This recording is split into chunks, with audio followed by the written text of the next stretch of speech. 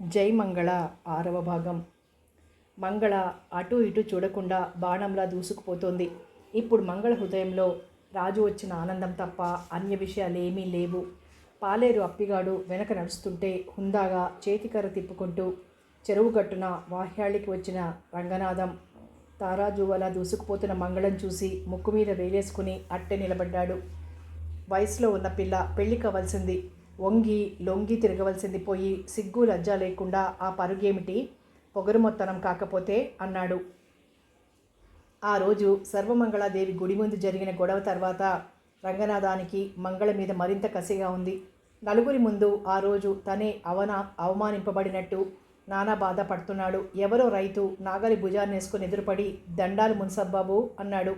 సర్లే గాని మంగం ఎందుకలా పరిగెడుతోందిరా, ఏమన్నా దయ్యం అది పట్టలేదు కదా వ్యంగ్యంగా అన్నాడు. అదా, రాజుబాబు వచ్చేసినాడట బాబు, ఏటైపోయినాడో అనుకున్నాం సంబరంగా అంత ముఖం చేసుకుని చెప్పాడు. పాపం వెర్రి నాగన్న, ఆ వదినగారు చేసిన పని తెలిసి ఎంత కుమిలిపోతున్నాడో ఏమో. ఎక్కడ లేని జాలి ప్రకటించాడు రంగనాథం. పోన్లే బాబు, ఏదో ఆ మంగమ్మ ధర్మమా అని పెళ్ళంటూ ఆడినాడు, లేకపోతే ఇంకా రచ్చైపోను అన్నాడు వెనకనున్న అప్పిగాడు. నోరుముయ్యరా, డొక్క చీరితే అక్షరం ముక్కలని నువ్వు చెప్పడమే. అది పెళ్ళని ఎవడంటాడురా? ఓ బొట్టు చుక్క తగిలించి లేవదీసుకుపోతే అది పెళ్ళా? అదే పెళ్ళైతే జనమంతా వెర్రివాళ్ళట్రా ఇంతంత డబ్బు ఖర్చు పెట్టి పెళ్ళిళ్ళు చేయడానికి. పురోహితులు, మంత్రాలు, మాంగళ్యం ఇవన్నీ తమాషా కనుక్కుంటున్నారు కాబోలు. ఏది, నీ కూతుర్నిలా ఎవడైనా లేవదీసుకెళ్తే ఊరుకో చూద్దాం, అది పెళ్ళంటావట్రా నువ్వు? నీలాంటి చవటగాడిదలందరూ ఆ వేళ అక్కడ చేరి మంగళ చేసిన కరికట్టులో పడ్డారంతే. రంగనాథం దుమదుమలాడాడు. బాబు చెప్పింది కరెక్టే అన్నాడు రైతు.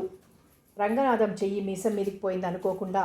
అసలు ఇంతకీ ఈ కరువులు, దరిద్రాలు, పంటలు పండకపోవడాలు, బావులు ఎండిపోవడాలు, పిల్లలు ఎక్కువైపోవడాలు వీటన్నింటికీ కారణం ఏమనుకుంటున్నారా? ఇలాంటి అపచారపు పనులే. అందున హవ్వా అమ్మవారి గుడి ముందు ఊళ్ళో ఒకళ్ళు చెడినా దాని పాపం ఊరి మొత్తానికి తగులుతుందిరా. లేకపోతే ఉన్నట్టుండి ఆ పాపపు కృత్యం జరిగిన మర్నాడే మహాలక్ష్మి లాంటి మా పాడి ఆవు ఎందుకు చచ్చిపోతుంది చెప్పు? నేను ఊరి పెద్దనవడం చేత ఆ పాపం ముందు నన్ను కొట్టిందిరా. ఇంకా ఇలాంటి అనర్థాలు ఎన్ని జరగాలో. జరిగింది మంచి పని కానప్పుడు బులోమంటే బుర్ర గొరిగించుకునే పశువుల మంద లాంటి జనానికి బుద్ధి లేనప్పుడు ఎవరన్నా అనుకుని ఏం ప్రయోజనం అంటూ ముందేం చెయ్యాలని ఆలోచించుకుంటూ నడక ప్రారంభించాడు. వారం రోజుల నుంచి జ్వరంతో పడున్న తన కూతురు ఏమైపోతుందోనన్న భయం పట్టుకుంది హఠాత్తుగా అప్పిగాడికి. మంగళ వస్తుందని తెలిసి ఇరుగు పొరుగులు ఎక్కడి వాళ్ళక్కడ జారుకున్నారు. రాజు పెట్టె చేత్తో పట్టుకునే స్థాణువులా నిల్చొనున్నాడు మెట్ల మీద. అతని ముఖం చూడగానే గొప్ప ప్రమాదం సంభవించినట్లు అనిపించింది.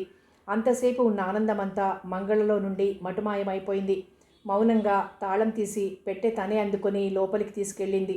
రాజు అలా నిల్చునే ఉన్నాడు. కాసేపు చూసి చూసి మెల్లగా ధైర్యం తెచ్చుకొని, రాజు ఇంట్లోకి రా అంది మెల్లగా. నేను ఇంటికి తిరిగి రావడమే చాలా పెద్ద పొరపాటు చేశానని పశ్చాత్తాపడుతున్నాను. రాకపోతే ఇక్కడేం జరిగిపోయినా నేను బాధపడవలసి వచ్చేది కాదు కదా. నూతిలో నుంచి వస్తున్నట్టుంది రాజు కంఠం. అలా అనకు రాజు, నువ్వెక్కడికి వెళ్ళిపోయావో ఏమైపోయావోనని ఎంత ఎదురు చూశామో నీకోసం, ఎప్పుడొస్తావోనని. టక్కు నాగిపోయింది మంగళ. కళ్ళల్లో ఒత్తులు వేసుకుని ఎదురు చూస్తున్నాను అన్న మాట నోరు పెగిలి రాలేదు. చిచి, తను చెప్పుకోవడమేమిటి, అది రాజు గ్రహించుకోగలడు అని తెలిస్తే ఆనందంగా ఉంటుంది కానీ అనుకుంది. నా కోసం అన్నట్టు చూశాడు రాజు. మంగళ ఒకవేళ అనదలుచుకున్న ముక్క అనేస్తే, ఎవరు ఏమైపోయినా నాకు నువ్వున్నావు చాలు మంగళ అని ఆమె ఒడిలో తల పెట్టుకుని హృదయభారం తీరే వరకు కన్నీరు కార్చి తేలిక పడేవాడేమో. నీకోసం గౌరి ఎంతో ఎదురు చూసింది అంది చివరికి. చి, ఆ పాపిష్టిదాని పేరెత్తకు గర్జించాడు రాజు పిడుగుపడినట్లుగా. మంగళ మనసు చివుక్కుమంది. ఇది ఇరుగు పొరుగులు చేసిన నిర్వాకం. ఏ విషయమైనా చెప్పిన వాళ్ళని బట్టి కూడా ఉంటుంది. వాళ్ళెలా చెప్పారో ఏమో, పాపం అది రాజు తప్పు కాదు అని సర్దుకుంది. రాజు లోపలికి రా, నీకన్నీ విపులంగా చెప్తాను అని బలవంతాన లోనికి లాక్కెళ్ళింది. నువ్వేం చెప్పనక్కర్లేదు మంగళ, నాకంతా తెలిసింది. కోపంతో దవడలు బిగుసుకున్నాయి రాజుకి. నీకేమీ తెలియదు రాజు గట్టిగా అంది మంగళ. అవును తెలియదు, అందుకే ఆవిడ గారినొక దేవతలా చూశాను. మా వదిన ఉత్తమ ఇల్లాలు, అన్నయ్య అదృష్టం కొద్దీ దొరికిందని మురిసిపోయాను. కానీ అన్నయ్య పోగానే ఇలా సిగ్గు లజ్జ వదిలి ఇలాంటి అప్రతిష్ట పనులు చేస్తుందని కలలోనైనా అనుకోలేకపోయాను. మీ వదిన చేసిన పని విన్నావా అని అందరూ వెక్కిరించినట్లుగా అడుగుతుంటే ఎలా ముఖం ఎత్తుకుని తిరగమన్నావో చెప్పు మంగళ. దిగులుగా ఉంది రాజు ముఖం. గౌరి నీచమైన పనేమీ చెయ్యలేదు. నువ్వు అనవసరంగా ఆ విషయం గురించి బాధపడకు రాజు. నువ్వు వెళ్ళిన తర్వాత ఏం జరిగింది గౌరీ ఎలాంటి విషమ పరిస్థితిలో అలా చేయవలసి వచ్చింది పూర్తిగా తెలుసుకుంటే నువ్వు గౌరిని పల్లెత్తు మాట అనలేవు. నా మాట నమ్మలేవా నువ్వు? ఎంతో జాగ్రత్తగా నచ్చజెప్పడానికి ప్రయత్నిస్తోంది మంగళ. నమ్మినా నమ్మకున్నా ఇక జరిగేది ఏమీ లేదు. ఈ ఇంటి పరువు రచ్చకెక్కింది కదా, అది చాలు. చిరాగ్గా ఆ మాటలంటూ పెట్టె తెరిచి బట్టలు తీసుకుని బావి దగ్గరికి వెళ్ళాడు రాజు. పాపం ఏనాడనగా తిండి తిన్నాడో, ఇన్నాళ్లుగా ఎలా ఉన్నాడో ముందు చక్కని భోజనం వండిపెట్టి తరువాత స్థిమితంగా అంతా చెప్పాలనుకుని వంటింట్లోకి దుమికింది మంగుళ. ఎంతో ప్రీతిగా వండిపెట్టిన పదార్థాలన్నీ అలాగే ఉండిపోయాయి. ఏదో నామమాత్రంగా భోజనం చేశాననిపించి 2 నిమిషాల్లో విస్తరి దగ్గర నుంచి లేచిపోయాడు రాజు. ఎటు చూసినా నిరాశ నిస్పృహ తాండవిస్తున్నాయి అతనికి. సంతోషం సత్యం నిత్యం, దుఃఖం ఆగంతకం అని చెప్పేలా స్వామి. కానీ తన బతుకులో దుఃఖమే నిత్యమేమో, లేకుంటే ఇలా ఎందుకు జరగాలని కొట్టుమిట్టాడుతున్నాడు రాజు. మంగళ పని సర్దుకునొచ్చి రాజుతో ఏమేమో చెప్పాలని తీరికగా గడప దగ్గర కూర్చోబోయింది. కానీ రాజు అన్నమాట ఆమెను మరి కూర్చొనివ్వలేదు. ఇప్పటికే చాలా రాత్రైంది, ఇంటికి వెళ్ళు మంగళ. ఇల్లా అంటూ ఒక్కసారి తెల్లబోయింది మంగళ. తన ఇల్లు గొడవ తర్వాత జరిగింది తను అక్కడే ఉంటున్నట్టు రాజుకు తెలియదు. మరి అవన్నీ చెప్పుకునేందుకు తీరికేది అసలు? ఎందుకు ఇక్కడే ఉంటాను, పర్వాలేదు అంది నసుగుతూ. వద్దు మంగళ, నేను వచ్చానని తెలియగానే పరిగెత్తుకొచ్చి ఆదరించి ఇంత అన్నం ఉడికించి పెట్టావు, అంతే చాలు. అనవసరంగా ఊళ్ళో వాళ్ళకి లేనిపోని మాటలనే పరిస్థితి కల్పించి ఇంకా మనసు చెడగొట్టుకోవటం నాకు ఇష్టం లేదు. ఇప్పటికైందే చాలు. బయట చాలా చీకటిగా ఉన్నట్టుంది, పద దిగబెడతాను అని తువ్వాలు తీసి భుజం మీద వేసుకున్నాడు. మతిపోయినట్టవుతోంది మంగళకి. రాజు అన్నట్టు నీకు గౌరి గురించి అంతా చెప్పనే లేదు అంది అతని మాటలు వినిపించుకోనట్టుగా. వద్దులే, ఈ రాత్రివేళ పూచన అవన్నీ విని అరిగించుకునే శక్తి లేదు నాకు అనేశాడు రాజు. సరే నే పోతున్నా, నన్ను దిగబట్టక్కర్లేదులే అంటూ చెంగున వాకిలి గుమ్మం దాటి బయటికి జారుకుంది మంగళ. కాసేపు ఏదో ఆలోచించుకుంటూ లేచి తలుపులు దగ్గరగా చేరవేసి వచ్చి పడుకున్నాడు రాజు. అంత రాత్రివేళ హఠాత్తుగా ఊడిపడిన మంగళని చూస్తూ విస్తుపోయింది మసుమతి. ఇదేమిట ఈవేళప్పుడు అని గట్టిగా అనబోతుంటే నోరు మూసి మెల్లగా మాట్లాడు, ఇప్పుడు నాన్న లేచారంటే నేను ఇల్లమ్మిన నాటి సంగతులు, నా తాత ముత్తాతల నాటి సంగతులు అన్నీ ఎత్తి రాత్రల్లా మేలుకొని నన్ను తిడుతూ కూర్చొని నిద్ర పాడు చేసుకుంటారు అంది అతి మెల్లగా. సర్లే, నువ్వేంటి ఇలా వచ్చావు గుంభనంగా అడిగింది ఈసారి వసుమతి. అబ్బే ఏం లేదు, ఈ రాత్రికి ఇక్కడ పడుకుని పొద్దుటే వెళ్ళిపోదామని. అగ్గది అలా చెప్పు సంగతి. మరి ఇవాళ రాజొచ్చాడుగా, పెళ్లి కాని వాళ్ళిద్దరూ రాత్రి ఓ ఇంట్లో ఉండటం ఏమిటనా? నే చెప్పలా రాజు అన్నీ పల్లెటూరు బుద్ధులని? వెటకారంగా నవ్వింది వసుమతి. ఆ మాటతో రాజు చాలా అవమానం పాలైనట్లు గిజగిజలాడిపోయింది మంగళ. చచ, రాజేమనలేదు, నేనే వచ్చేశాను అని బొంకింది. ఆశ్చర్యంగా చూసింది వసుమతి. ఏం అలా చూస్తున్నావు, నేను పల్లెటూరు దాన్నేగా నవ్వు తెచ్చిపెట్టుకుంది. అదే నాకు అనిపిస్తూ ఉంటుంది. ఏ ప్యారిస్లోనో న్యూయార్క్లోనో పుట్టవలసిన ఘటానివి పాలెంలో ఎలా పుట్టావా అని. సరి పక్క మంచం మీదికి రా, నీకో మంచి శుభవార్త చెప్తాను అంటూ తను పడుకునే మంచం మీదకి మంగళను లాగి ఆనందంగా ఎంతో ఉత్సాహంగా రవంత సిగ్గుపడుతూ చాలా కబులు చెప్పింది వసుమతి. అన్నీ విని మరి నాన్న ఒప్పుకుంటారో లేదో అంది భయపడుతూ మంగళ. ఎందుకు ఒప్పుకోరేం, కానీ ఇప్పుడు చెప్తే ఇక ఈ చదువు చాలంటారేమోనని నా భయం. అంచేత పరీక్షలు అయ్యే వరకు ఆగి అప్పుడు చెప్తాను.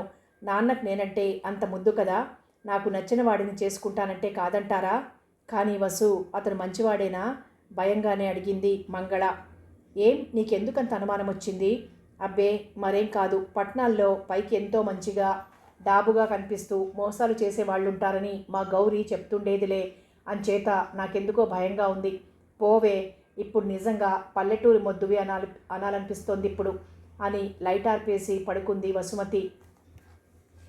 మంగళకు ఏ విషయం తలుచుకున్నా కంటికి కునుకు రాకుండా తయారైంది పరిస్థితి. అప్పుడే తెలతెలవారుతోంది. కాకులు సామూహికంగా రాగాలాపనలు చేస్తున్నాయి. పొలానికి పోయేవాళ్ళు పశువుల్ని అదలిస్తూ పరుగులెడుతుంటే అదో శోభగా ఉంది. రాజు తల మీద నుంచి దుప్పటి ముసుగు తీసి కళ్ళు చికిలించి చూశాడు.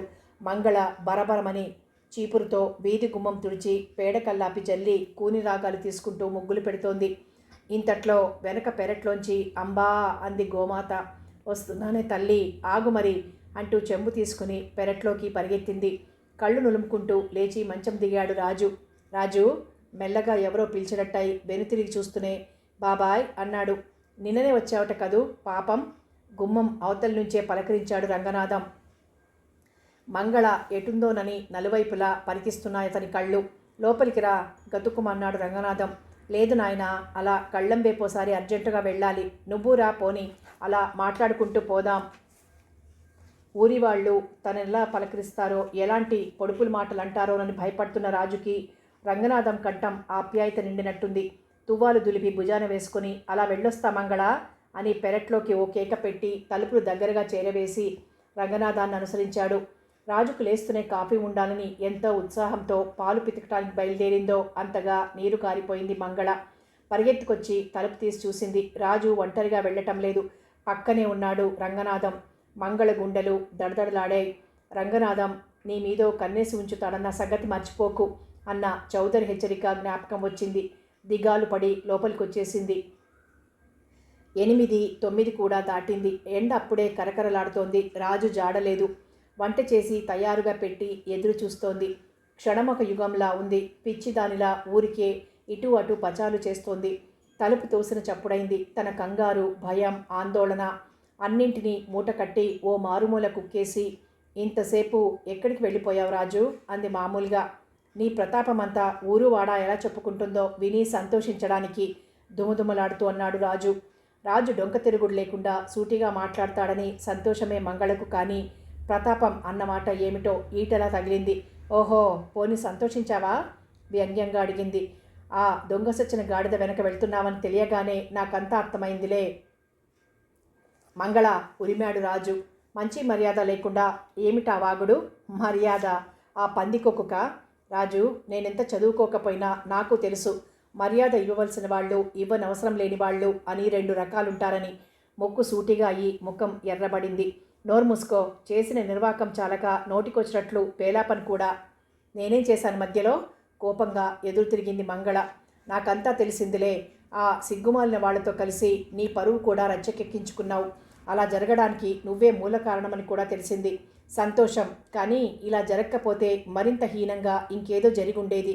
ఇంతకీ శంఖంలో పోస్తేనే కానీ తీర్థం కానట్టు ఆ దౌర్భాగ్యుడి చేత చెప్పించుకుంటే కానీ నీకు సంతృప్తి కలగలేదన్నమాట. మంగళ గర్జించాడు రాజు. ఏం, ఎందుకంత రోషం? ఓహో, మీ బాబాయ్ గారిని తిడుతున్నాననా? తిట్టడమా? ముక్కలు ముక్కల కింద నరికి పాతిపెట్టినా పాపం లేదు వాడిని. అయినా విను, పరువు మర్యాదగా ఎవరి బ్రతుకు వాళ్ళు బతుకుతుంటే రచ్చకీడ్చి నలుగురి ముందు అవమానించాలనుకున్నది వాడు. తన ఎత్తు పారకపోవడం చేత అయిన వాళ్ళు తన చెయ్యి దాటిపోవటం చేత ఆ కక్షంతా నా మీద తీర్చుకుందామనుకున్నాడు కాబోలు. తాటాకు చప్పుళ్లకు బెదిరే పిచ్చి వాజమ్మను కాను నేను. అవునులే, నదురు బెదురు లేకుండా పెరగటం చేత ఇలా తయారయ్యావని తెలుసులే నాకు. మంగళ నోరు కట్టించడానికి రాజు వాడుకునే అస్త్రమది. నువ్వు అనాథ అని చెప్పడం.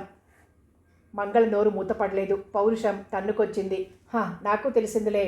సూటు బూటు వేసుకుని 4 ఇంగ్లీష్ ముక్కలు నేర్చుకుని పట్నాల్లో తిరిగినంత మాత్రం చేత వసు చెప్పినట్లు పల్లెటూరి గబ్బిలాయి బుద్ధులు నీలోంచి పోలేదని. ఆ మాటే వసువతి అన్నప్పుడు సహించలేకపోయింది మంగళే. రాజుకి పౌరుషానికి ఏం తక్కువ లేదు. ఓయబ్బో, ఇప్పుడే సీమ నుంచి దిగొచ్చావుగా నువ్వు. ఇలాంటి నీతిమాలిన పనులన్నింటికీ నాయకత్వం వహించడానికి పల్లెటూరి వాడిని నాకేం తెలుస్తుంది? వ్యంగ్యంగా ఓ విసురు విసిరాడు. రాజు, తిన్నగా మాట్లాడు. నీతిమాలిన పనులెవరూ చేయలేదు ఇక్కడ. రాజు చదువు సంస్కారం ఉన్నవాడు తప్పక అర్థం చేసుకుంటాడని గౌరికి దన్నుగా చెప్పిన మాట జ్ఞాపకం వచ్చి ఇప్పటి రాజు ప్రవర్తనని అర్థం చేసుకోలేక తికమక పడుతున్న మంగళ కళ్ళల్లోంచి రాబోయిన కన్నీళ్లు కాస్త క్రోధ జ్వాలలుగా మారుతున్నాయి. అవునులే, సానివాడలంట తిరిగి వాళ్ల సావాసాలు చేసి సంస్కారవంతురాలవైన నువ్వు వాటిని నీతిమాలిన పనులు అని ఎందుకంటావు? మరో బాణం వదిలాడు రాజు. రాజు బిగ్గరగా అరిచింది మంగళ. ఏం, ఎందుకలా దెయ్యంలా గొంతు చించుకుని అరుస్తావు? ఉన్న మాటంటే ఉలికెక్కువని ఊళ్ళో ఇంతమంది ఉన్నారు.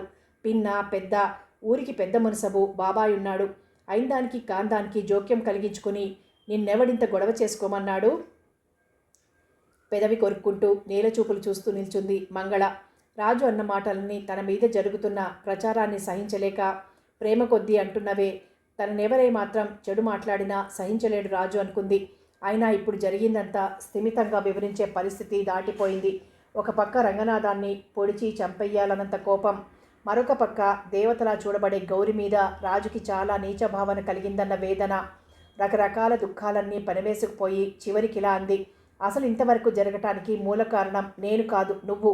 ఇంట్లో వాళ్ళు చచ్చారో బతికారో పట్టించుకోకుండా పెద్ద నీకే దుఃఖం ఉన్నట్టు దేశ సంచారానికి పోయావే, ఇంకెవరికి దుఃఖం లేదనుకున్నావా?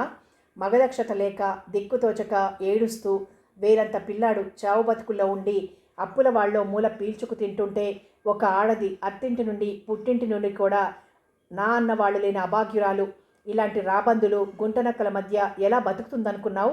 గొడ్డు గోతులో పడితే తలొక బెడ్డ వేసేవాళ్లే తప్ప తీయడానికి ప్రయత్నించే వాళ్ళుండరే. నీ పరిజ్ఞానం ఏమైంది? నీ సంస్కారం ఏమైంది? నీ చదువు, నీ తెలివితేటలు అవన్నీ ఏ గంగలో కలిసిపోయాయి?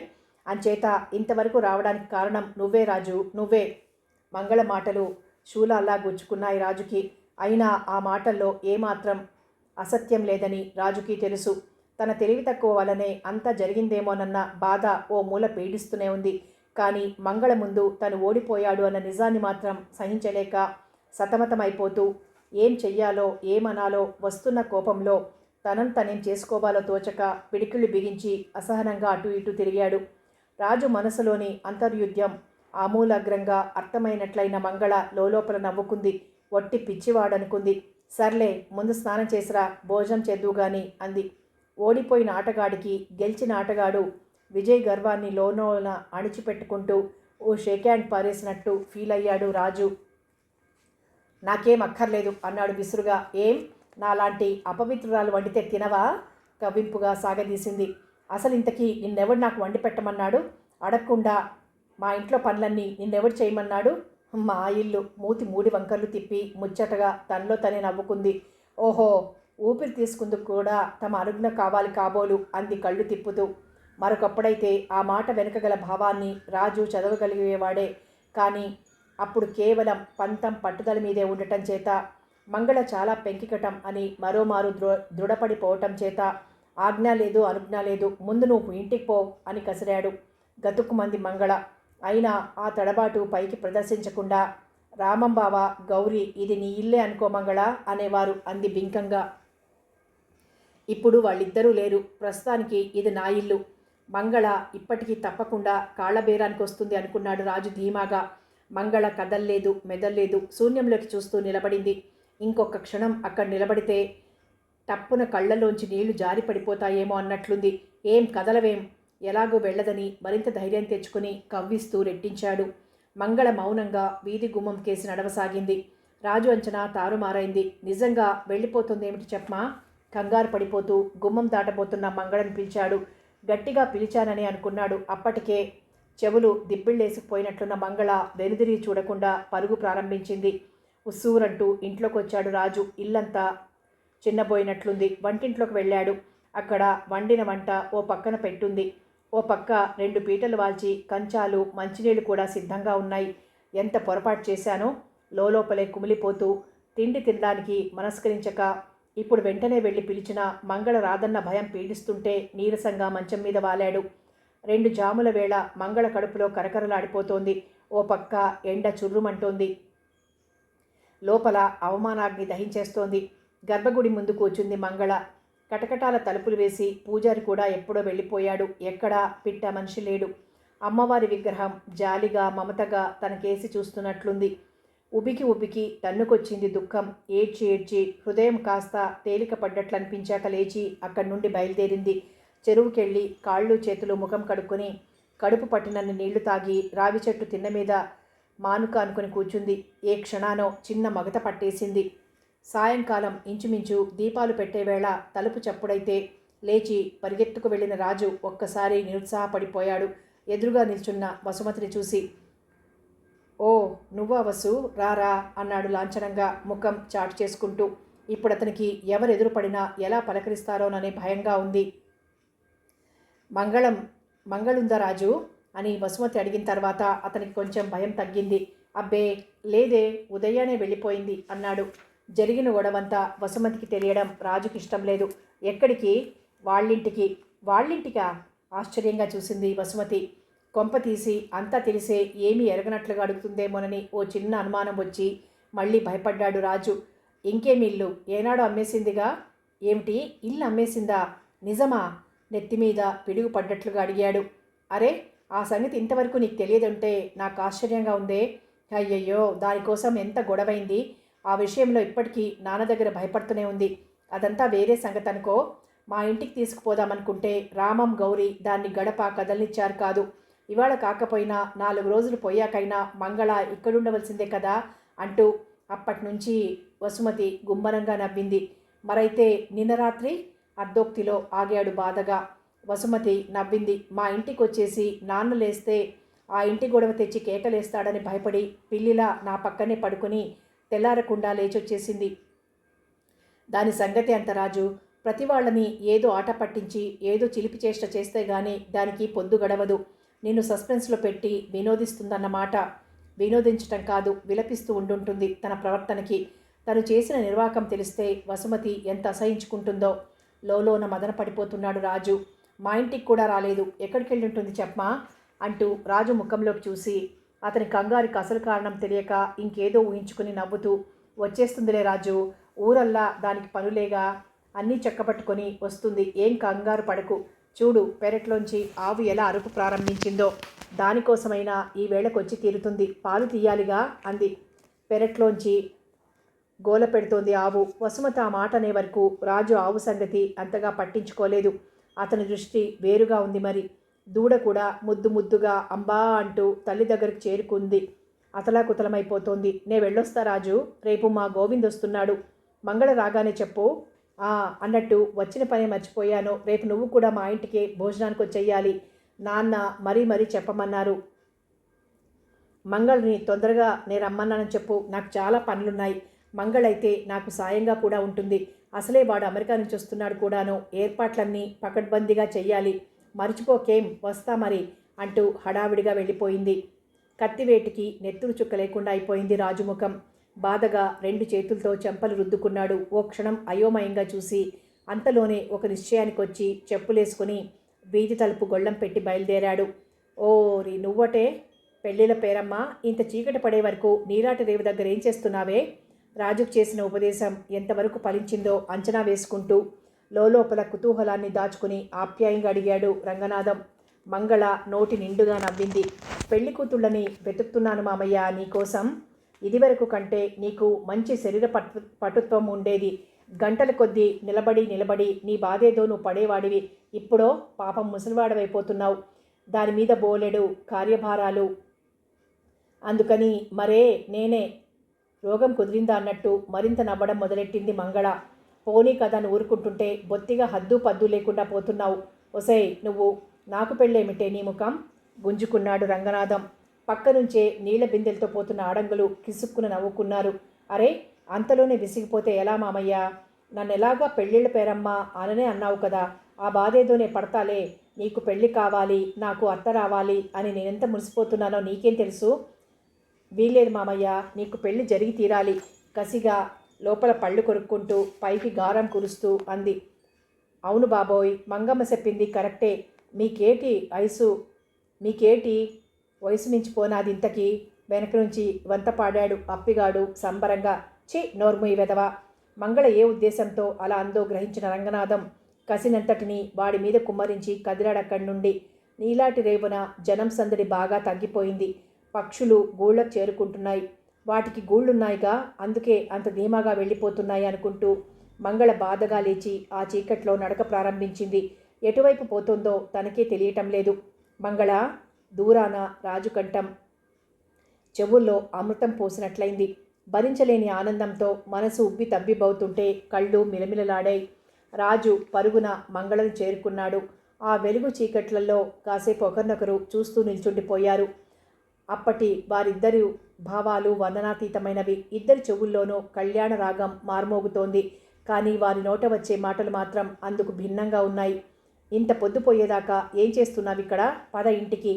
తప్పు పని చేసి భయపడి పారిపోయిన వాళ్ళను అదిలించినట్లు జబర్దస్తిగా అన్నాడు రాజు. ఇంటికా? ఏ ఇంటికి? ఖాతరు లేకుండా అడిగింది మంగళ. మనింటికి. హోయబ్బో, ఏం పొత్తు? మనిల్లట. మనిల్లు. నే రాన్పో. ఏ మంగళ, చెప్తుంటే నీకు కాదు? నడు ముందు. రానని చెప్తుంటే నీకు కాదు? ఏమిటా మొండితనం? ఏమిటా చెలాయింపు? తికమకపడ్డాడు రాజు. రమ్మన్నప్పుడల్లా రావడానికి, పొమ్మన్నప్పుడల్లా పోవడానికి నేనెవరనుకున్నావు? పొమ్మనే హక్కు లేదు రాజు నీకు. అంటే అవును నిజమే అనేసేవాడేమో కూడా. కోపంలో ఏదో అన్నానే అనుకో, అంత మాత్రానికే ఇంత దురుస్తనమా? కోపంలో అనవలసిన మాట అనరాని మాటలేమిటి? అక్కడికి కోపం తెచ్చుకునే హక్కు నీ ఒక్కడికే ఉందేమిటి? నిన్ను మాత్రం ఎవడు తెచ్చుకోవద్దన్నాడు? ఇంత మొండిసి కండివి. గౌరీ రామం బాబా, ఇది నీ ఇల్లే అనుకోమన్నారు అని సాగదీయకపోతే, ఇది నా ఇల్లు, నేను కదలను, ఏం చేస్తావో చేసుకో అనలేదేమిటి పాపం? నీకు మాట్లాడడం మరొకరు చెప్పాలా? అంటూనే మంగళ అని ఉండవలసిందో చెప్పాడు. ఎక్కడ అఘోరించావురా రంగనాథం? రాజేమంటున్నాడో వింటే ఊరేసుకుని చద్దువేమో నువ్వు. పీడ వదిలిపోను. మంగళ మనసు ఆనందంగా కేరింతలు కొడుతోంది. పోయిన పొద్దు చాలేదనేమిటి ఇంకా మీనమేషాలు లెక్క పెడుతున్నావు? నడు నడు అంటూ మెదలకుండా నిల్చున్న మంగళ చెయ్యి పుచ్చుకొని బరబరా లాక్కుపోయాడు రాజు. ఉద్ధరిస్తున్నట్లుగా కదిలొచ్చింది మంగళ. పొద్దుట వేసిన కంచాలు పీటలు అలాగే ఉన్నాయి. అంటే రాజు కూడా తినలేదన్నమాట. చిచి, ఎంత పాపిష్టిది తను. రాజు చెప్పినట్లు అనే ఉండవలసింది. వెధవ మట్టిబుర్రకి తోచి చస్తుందా? ఏమన్నానా? బాధగా అంటే చూస్తూ నిలబడింది మంగళ. ఓ పక్క కడుపులో కాలిపోతుంటే ఇంకా ఏమిటి ఆలోచిస్తున్నావు? పెట్టు ముందు అంటూ పీట ముందు చతికిలబడి చొరవగా తను వడ్డించడం ప్రారంభించాడు రాజు. చల్లారిపోయిన పదార్థాలన్నీ ఎంతో కమ్మగా ఉన్నాయనిపించి ప్రీతిగా తినేశారిద్దరూ. చెప్పడం మర్చిపోయాను, రేపు చౌదరి గారి గోవిందొస్తున్నట్ట. వసుమతి సాయంకాలం వచ్చి చెప్పింది. నిన్ను చాలా తొందరగా రమ్మంది ఇప్పుడే. రేపు మనిద్దరికీ భోజనాలు కూడా అక్కడే. అన్నట్టు ఈ వేళకు వెళ్తే వెళ్ళావు కానీ రేపటి నుంచి రాత్రిపూట వాళ్ళింటికి వెళ్ళొద్దు. పంట ఏపుగా ఎదిగొచ్చింది. పొలంలో ఎవరైనా కాపుండడం మంచిది. నేనెలాగా అక్కడే ఉండాలనుకుంటున్నాను రాత్రిళ్ళు. ఏదో హడావిడి పడుతున్నట్లు గబగబా చేయి కడిగేసుకుంటూ అన్నాడు రాజు. అంటే రాజుకి అన్నీ తెలిసిపోయాయన్నమాట. ఉదయం అలా కసిరి పొమ్మన్నందుకు పాపం ఎంత బాధపడ్డాడో ఏమో. మంగళకు ఆనందంతో ఉక్కిరి బిక్కిరై పొలమారింది. రాజు పీట మీద నుంచి లేవబోతూ ఒక్క క్షణం మంగళ ముఖంలోకి దీర్ఘంగా చూసి అదేదో చాలా రహస్య విషయంలా అన్నాడు. చూడు మంగళ, నువ్వు నన్నేమన్నా, ఎన్ని కొంట పనులు చేసినా నేనేమనుకోను. కానీ నలుగురు నీ గురించి చెడుగా చెప్పుకుంటే మాత్రం విని సహించలేను. అది జ్ఞాపకం పెట్టుకో చాలు. రాజు అన్నమాట ఏదో సగం సగమే బోధపడినట్లనిపించింది మంగళకి. ఆ బోధపడని సగభాగం పెద్ద ప్రశ్న గుర్తులా తలలో నిలిచిపోయింది. ఆ రోజు చౌదరి గారిల్లు పెళ్లివారిల్లా కళకళలాడుతోంది. గుమ్మాలన్నింటికి మామిడి తోరణాలు కట్టి పసుపు కుంకాల బొట్లు తీర్చిదిద్దారు. ఎటు చూసినా ఎవరి ముఖాల్లో చూసినా ఆనందం తాండవమాడుతోంది. చౌదరి అయితే 25 ఏళ్ళు వెనక్కిపోయి పర్వంలో ఉన్నవాడిలా అతి చలాకీగా వీళ్ళకి వాళ్ళకి పనులు పురమాయించుకుంటూ ఇల్లంతా కలయతిరుగుతున్నాడు. కొడుకు పెద్ద డాక్టరై అమెరికా నుండి వచ్చాడు. ఆ పాలెం మొత్తాన అంత చదువుకున్నవాడు, విదేశాలు తిరిగొచ్చినవాడు లేడు మరి. రాజు కూడా చౌదరి వెంటే తిరుగుతున్నాడు. అతని చౌదరి వ్యక్తిత్వం మీద ఎనలేని గౌరవం. దిక్కు మొక్కు లేని దిబ్బ కొట్టుకుని పడుండవలసిన పొలం అతని ఔదార్యం వలనే ఈరోజు పచ్చని పైరుతో కళకళలాడుతోంది. ఏదో చేశాను అన్న భేషజం కూడా అతనిలో మచ్చుకైనా కనిపించదు. ఇన్నాళ్ళు ఎక్కడున్నావు, ఏం చేస్తున్నావంటూ సకల చివాట్లు పెట్టగల చనువుందతనికి. అయినా కిమ్మనలేదు. ఊరంతా ఉడికుడికి చస్తున్న గౌరి గురించి అతను పల్లెత్తు మాట అనలేదు. తనకు తానుగా ఆ విషయం కదిపితే ఏమనేవాడో తెలియదు కానీ ప్రస్తుతానికి మాత్రం అసలేమీ జరగనట్టే మాట్లాడుతున్నాడు అతను కూడా. గౌరి ప్రసక్తి వస్తే చౌదరి ముందు ఎలా నిల్చోవాలని భయపడిన రాజు అతను ఆ విషయాలే తీసుకురాకపోవడం మరింత ఆనందంగా ఉంది. ఇంటికప్పుడే పెళ్లి కళ వచ్చేసినట్టుంది కదోయి రాజు. లోపల పొంగు దాచుకోలేక పైకనేశాడు చౌదరి. ఎందుకు రాదండి, గోవిందు వసుమతికి ఎలాగూ తొందరలో పెళ్ళిళ్ళవుతాయిగా. తాను అతని సరదాను పంచుకుంటూ అన్నాడు రాజు. మరి మంగళ సంగతి వదిలేశావేం? గుట్టుగా అడిగాడు చౌదరి. రాజు ఏమంటాడోనని మంగళ కిటికీ వెనక పొంచి నిల్చుంది. ఆ పిల్లకి పెళ్ళిళ్ళు చేయించడమే తప్ప చేసుకోవడం చేత కాదండి. అలా అంటున్నప్పుడు రాజు ముఖం ఎలా ఉందో చూడాలనిపించింది మంగళకి. కానీ రాజు వెనుతిరిగి కూర్చునున్నాడు. చౌదరి పకాలను నవ్వాడు. అది చేసుకునేదేమిటోయ్, గట్టిగా పట్టుకొని మెడలు వంచి 3 ముళ్ళు వేసేయడమే. చౌదరి మాటకి రాజు కూడా నవ్వుతున్నాడు. మంగళ మనసు నెమ్మదించింది. రాజు, 3 పెళ్ళిళ్ళు ఒకే పందిరి కింద జరగాలి. ఊరంతా మార్మోగిపోవాలి. గోవిందుకు అప్పుడే సంబంధం సిద్ధంగా ఉంది. ఇంకా ఏదో అంటూ పొంగిపోతూ చౌదరి చెప్పుకుపోతుంటే పొంచి వింటున్న మంగళని చెవి పట్టుకుని వెనక్కి లాగాడు గోవిందు. కెవ్వు మనబోతే ష్ అని నోరు మూస్తూ. ఇప్పుడు చెప్పు, కృష్ణ ఎలా ఉంది అన్నాడు చెవి వదిలి. అంతవరకు రహస్యంగా మాట్లాడడానికి అతనికి సందు దొరకలేదు. ఓ పక్క భోజనాలు సిద్ధమవుతుంటే అమెరికా నుండి వచ్చిన అన్నగారికి అయ్యో మళ్ళీ ఇండియాలో పడ్డామే అన్న బాధ కలగకుండా ఉండటం కోసం భోజనం దగ్గర ఎలాంటి ఏర్పాట్లు చెయ్యాలా అని చూస్తోంది వసుమతి. ఎలాంటి అవాంతరాలు వచ్చినా ఇంతవరకు నీ మీద ఆశతోటే పాపం బతుక్కొస్తోంది. ఇకపై ఏమిటవుతుందో తెలియదు మరి అంటే ఆశ్చర్యంగా అడిగాడు గోవిందు. ఇప్పుడు నాన్న చెప్పిన మాటలు వింటే నాకు భయంగా ఉంది. పొన్నవలస జమీందారు నీకు పిల్లనిస్తామని వచ్చాట.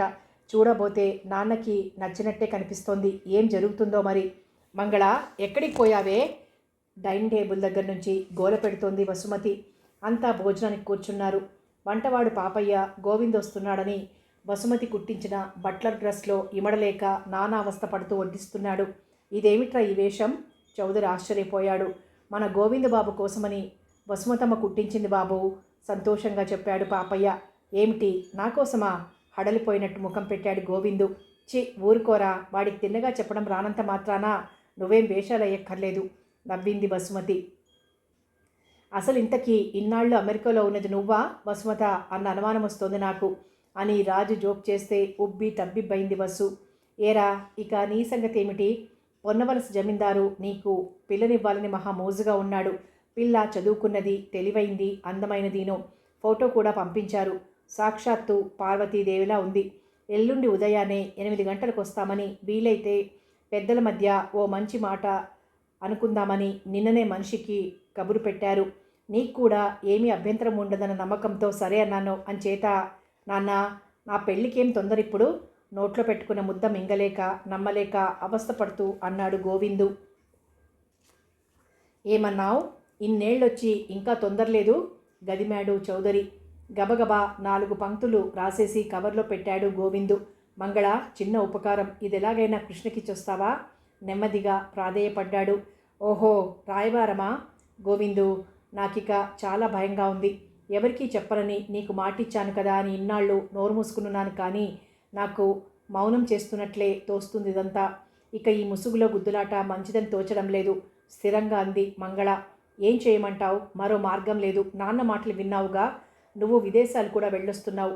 ధైర్య సాహసాలు ఎక్కువవుతాయేమో అనుకున్నాను. నా అంచనా తప్పన్నమాట. అంత మాత్రాన నేను పిరిగివాడిని అనుకోకు మంగళ. ముందుగా తెలిస్తే చాలా రసాభాస అవుతుంది. ఇప్పుడు పెళ్ళైపోయాక నన్నేమీ చెయ్యలేరు. లేకపోతే 4 కేకలు వేస్తారంతే. అందుకే రేపు రాత్రికల్లా కృష్ణని సిద్ధంగా ఉండమను. ఎల్లుండి రిజిస్టర్ ఆఫీస్లో పెళ్లి చేసుకుని వెంటనే తిరిగి ఇక్కడికే వస్తాం. ఈలోగా వచ్చిన వాళ్ళు వాళ్ళ మానాన పోయారా సరే సరి, లేదా మమ్మల్ని చూడగానే పోతారు. ఇంకేమీ గొడవ ఉండదు. వద్దొద్దు, అలా వద్దు. ఇంకేమైనా ఆలోచించు. ఇంకా ఆలోచించేది ఏమీ లేదు. ఇదొక్కటే సరైన పద్ధతి. ఈ పెళ్లి జరగాలంటే మరో గత్యంతరం లేదు. ఏ కారణం చేతనైనా రసాభాస అయిందా? కృష్ణ ఉరేసుకు చేస్తుందని నువ్వే చెప్పావు. వెళ్ళిరా ముందు ప్లీజ్ అంటూ గడ్డం పట్టుకుని బతిమాలాడు గోవిందు. కృష్ణవేణి పరిస్థితి జ్ఞాపకం వచ్చేసరికి మంగళ నోరు మూతపడింది. విధి లేనట్టుగా ఉత్తరం అందుకుని నెమ్మదిగా ఎవరికీ తెలియకుండా బయటపడింది. వెళ్ళినంత ఆత్రంగానూ తిరిగి వచ్చింది కూడా. ఏమైంది కృష్ణ అంటూ ప్రశ్నలు కురిపించాడు గోవిందు. ఏమనాలో అదే అంది. గోవిందు, కృష్ణకి నీ మీద కావలసినంత నమ్మకం ఉంది, గౌరవం ఉంది. కానీ నీ భార్యగా తప్ప మరొకలా ఈ పాలెం పొలిమేరలు దాటలేనంది. అసలే హీనంగా చూడబడుతున్న వాతావరణంలో పెరిగి అలా లేచి రావడానికి మహా అపరాధం చేసినట్టుగా ఉందట. అంచేత తన సంతృప్తి కోసమైనా సరే తను తల్లిగా చూసుకునే సర్వమంగళాదేవి సన్నిధిలో మెడలో పసుపు తాడు వేసి భార్యగా నీ వెంట తీసుకువెళ్ళమని బతిమాలుకున్నానని చెప్పమంది. ఆ పైన నీ ఇష్టం. గోవిందు కాసేపు దీర్ఘంగా యోచించాడు. ఓ నిశ్చయానికొచ్చి బింకంగా తలాడించి మంగళ చెవిలో ఏదో చెప్పాడు. మర్నాడు అర్ధరాత్రి సమయంలో సర్వమంగళాదేవి గుడి ముందు నాకు భయమేస్తుంది భయం నటిస్తూ దూరంగా జరిగింది. పాలేరు అప్పిగాడి పెళ్ళాం నూకాలు. పిచ్చి నూకాలు, నేనుండగా భయం ఎందుకే? అంటూ మత్తుగా దాని చెయ్యి పట్టుకుని లాగుతున్నాడు రంగనాథం. రెండు కళ్ళిప్ప తీసుకుని మంగమ్మ నన్నే చూస్తున్నట్టుంది. ఎవరు? మంగళ అదిరిపడ్డాడు. ఆ మంగమ్మ కాదు సామి, అమ్మోరు మంగమ్మ తల్లి అంది మరింత భయంగా గుడ్లు తిప్పుతూ. అంతే కదా, ఈ మంగమ్మ ఒట్టి బొమ్మనే నూకాలు, మరేం పర్వాలేదు, చూస్తే చూడని. అవి రాతి కళ్ళు, రాతి చెవులు, చూడలేవు, వినలేవు. ఒకవేళ చూసినా విన్నా కూడా నోట్లో నాలుక లేదుగా మరి అని మళ్ళీ లాగాడు. మా బోడు లేచి చూసిందంటే నా పేనం పోతాది అని మళ్ళీ దూరం జరిగింది. దెయ్యం ముండా, నీ నసుగుడికి విరుగుడు నాకు తెలుసులే అనుకుంటూ జిగిజిగా మెరుస్తున్న ఓ పొళ్ళ నెక్లెస్ జేబులోంచి తీసి చూపించాడు రంగనాథం. నూకాలు కళ్ళు మెరిశాయి. నీ మనసు ఎన్న ముద్ద సామి అంటూ మెల్లగా దగ్గరికి చేరింది. నెక్లెస్ మెడలో పడింది. ఎంత వేగం ఇంటికి పోయి అద్దంలో చూసుకుంటానా అని తహతహలాడుతోంది నూకాలు మనసు. ఎక్కడ పండుటాకు రాలినా ఎండాకు చెప్పుడైనా హడలిపోయి నాలుగు వైపులా చూస్తున్నాడు రంగనాథం. కనుచూపు మేరలో చిన్న వెలుగు కనిపిస్తోంది. తెల్లవారుజామున బండికెళ్ళవలసిన వాళ్ళు ఒంటెద్దు బళ్లల్లో ఆ వేళప్పుడు ఆ తావంట వెళ్ళటం మామూలే. నా నెల్తా సామి అని దిగ్గున లేచింది నూకాలు. ఉండు అంటూ జాగ్రత్తగా రెండు చేతులు దాని మెడ మీద వేసి నెక్లెస్ కొక్కెం తప్పించేశాడు రంగనాథం. పెద్దోరికి ఇది న్యాయమేనా? నీరు కారిపోయి ఏడుపు ముఖం పెట్టేసిందది. చచ ఊరుకోవే, ఇది నీ మెళ్ళో ఎప్పుడు పడిందో అప్పుడే నీదైపోయింది. నా దగ్గరుంటేనేమిటి, నీ దగ్గరుంటేనేమిటి, కానీ నీ దగ్గరుంటే నలుగురు అనుమానిస్తారు. ఇంత విలువైన నగ నీ దగ్గరికి ఎలా వచ్చిందని అప్పిగాడికి తెలిసిందంటే సున్నంలో కెమికల్ లేకుండా విరగదంతాడు. నీ మంచికే చెప్తున్నా. ఇదిగో వెంటనే నీ ఖర్చుకు పనికొస్తాయి. ఈ 2 రూపాయలు దగ్గరుంచుకో, వెళ్ళిరా మరి. జేబులోంచి ఇన్ని చిల్లర డబ్బులు తీసి గుప్పిట్లో పోసి పోపో, మరెవరో వస్తున్నారు అని తొందర పెట్టి తగలేశాడు. అలా ఆ నెక్లెస్ ఎందరి మెడల్లో అమిరి మళ్ళీ రంగనాథం జేబులోకి పోతుందో తెలియని నూకాలు అమాయకంగా అది నిజమే అనుకుంటూ తను గుడి వైపు జారుకుంది. రంగనాథం నెక్లెస్ జేబులో పెట్టేసుకొని తృప్తిగా ఊపిరి తీసుకున్నాడు. ఈసారి ఆ వెలుతురు బాగా దగ్గరవుతోంది. అది లాంతరని తెలుస్తోంది. ఎండాకులు గలగలలాడుతున్నాయి. కానీ ఎద్దుబండి మాత్రం కాదు, ఎవరో మనుషులు అటే వస్తున్నారు. చెట్టుచాటుకు చేరి కళ్ళు చిక్కిలించి పరీక్షగా చూశాడు. 1, 2, 3, 4 ఆకారాలు. ఎవరు చెప్పమా? అరే మంగళ. మంగళని ముందు సులువుగా గుర్తుపట్టాడు. రెండో ఆకారం మన కోచిల పంతుల్లా ఉన్నాడు అనుకున్నాడు. ఇంకొంచెం దగ్గరయ్యారు వాళ్ళు. వాడు చౌదరి గారి గోవిందు. మరి ఆ పక్కనెవరు చెప్పమా? మాణిక్యం కూతురు కృష్ణవేణిలా ఉంది. అదన్న మాట కథ ఇప్పుడు అర్థమైంది. తల తాటించాడు. కోయిల పంతులు గుడి తలుపులు తెరిచాడు. మిగిలిన ముగ్గురు మౌనంగా అటు ఇటు నిల్చున్నారు. పూజారి ప్లాస్టిక్ బుట్టలోంచి ఏవేవో వస్తువులు తీసి పళ్ళెంలో పెడుతున్నాడు. బొడ్లోంచి ఏదో ఊడదీసి శుక్లాం భరధరం విష్ణుం అని ప్రారంభించాడు తన సహజ కంఠంతో. పంతులు గారు మెల్లగా అని నోరు నొక్కాడు గోవిందు గాబరాగా టైం చూసుకుంటూ. మంగళ మాటిమాటికి బయటకొచ్చి భయంగా అటు ఇటు చూసి వెళ్తోంది. ఓహో, మరేం, దీనిలో కూడా దీని ఆధ్వర్యమేనన్నమాట. రాజు లేకుండా ఇది ఒక్కతే రావటంలోనే తెలుస్తోంది ఇదెంత లోపాయికారి వ్యవహారమో. నాకు పెళ్లి చేస్తుందట. కానీ దీనికి నేను పెళ్లి చేయలేను. ఉల్లాసంగా మేలేసుకున్నాడు రంగనాథం. పంతులు గారు, మీకు వచ్చును కదా అని ఇప్పుడు ఆ మంత్రాలన్నీ ఏకరువు పెడుతూ కూర్చుంటే ఎక్కడవుతుందండి? మేమింకా నడిచి స్టేషన్కి వెళ్ళాలి కూడాను. మంగళసూత్రం కట్టేప్పుడు చదవలసిందేదో వేగం కానివ్వండి అంటూ పంతులు చేతుల్లోంచి మంగళసూత్రాలు లాక్కునంత పనిచేశాడు గోవిందు. మాంగళ్యం తంతు నానేనా చకచక అందుకున్నాడు పంతులు. కృష్ణవేణి మెడలో 3 ముళ్ళు పడ్డాయి. ఇంకే ఆర్భాటాలు లేకపోయినా కొత్త బట్టలు, పూలదండలే వధూవరులకు కావలసిన కళ తీసుకొచ్చాయి. హారతి తీసుకుని సాష్టాంగ నమస్కారం చేశారిద్దరూ. పంతులు అక్షతలు చల్లాడు. ఆనందంతో తన మునుకలవుతున్న కృష్ణవేణి కన్నీళ్లతో మంగళ వద్ద వీడ్కోలు తీసుకుంటోంది. పంతులు గారు, నేను చెప్పిందంత అర్థమైందిగా. నేను తిరిగి వచ్చే వరకు 3వ కంటి వాడికి తెలియకూడదు సంగతి, జాగ్రత్త అని మెత్తగానే హెచ్చరిస్తూ మంగళ కేసు తిరిగాడు. వెళ్ళొస్తాం మంగళ, నీ సహాయం జన్మలో మర్చిపోము. నాన్న మళ్ళీ గుమ్మం తొక్కనిస్తే నీ పెళ్లికి పెత్తనమంతా నాదేలే. పదకృష్ణ అంటూ కృష్ణవేణి భుజం చుట్టూ చేయి వేసి నడిపించుకొస్తున్నాడు గోవిందు. పంతులు యథాప్రకారం తాళం బిగించి వెళ్ళిపోయాడు. నీ సాహసం ఇంతవరకు చేయించిన పని బాగానే ఉంది, కానీ ఇందులో నా ప్రమేయం ఉన్నట్టు ఏమాత్రం బయటపడినా నా జీవితమే వ్యర్థమైపోతుంది. ఆ సంగతి గుర్తుంచుకొని వీలైనంత త్వరగా రా అని సాగనంపింది మంగళ. అరే, నాకింతగా చెప్పాలా మంగళ? నువ్వు తొందరగా ఇంటికి వెళ్ళిపో, జాగ్రత్త. నా గురించి నీకేమాత్రం తెలిసినట్టుండకు అనేసి కృష్ణవేణిని తోడ్చుకుని చకచక అడుగులేస్తూ స్టేషన్ దారి పట్టాడు గోవిందు. మంగళ కనులు మూసుకుని 2 చేతులు జోడించి అమ్మవారికి నమస్కారం చేసి వెనుతిరిగి చీకట్లో కలిసిపోయింది. రంగనాథం ఒక రసవత్తరమైన నాటక ప్రదర్శన చూసిన వాడిలా సంతృప్తిగా సంబరంగా చెట్టుచాటు నుంచి కదిలాడు. ఈ లీలా నాటకాన్నంతటినీ ఆడిస్తూ వినోదిస్తున్న సర్వమంగళాదేవి ఏమీ ఎరగనట్టు ఎప్పటిలా చిరుదర హాసవదనంతో చూస్తూనే ఉంది. కథ కొనసాగుతుంది.